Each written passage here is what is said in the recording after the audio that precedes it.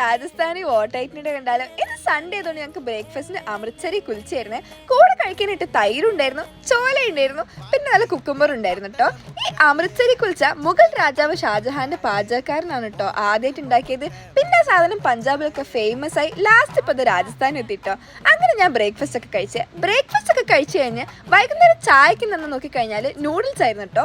ഈ നൂഡിൽസിന്റെ കൂടെ കഴിക്കാനായിട്ട് കാപ്പി ഉണ്ടായിരുന്നു. അങ്ങനെ കാപ്പിയൊക്കെ കുടിച്ച് കഴിഞ്ഞ് ഞങ്ങൾ നടക്കാൻ പോയിട്ടോ.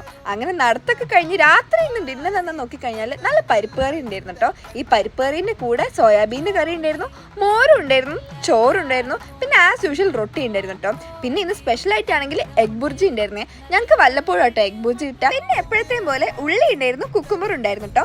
ഞാനൊരു പ്ലേറ്റ് ഒക്കെ എടുത്ത് കുറച്ച് സോയാബീൻ്റെ കറി എടുത്തു, പിന്നെ കുറച്ച് എഗ് ബുർജി എടുത്തു, പിന്നെ കക്കിരി എടുത്തു കേട്ടോ.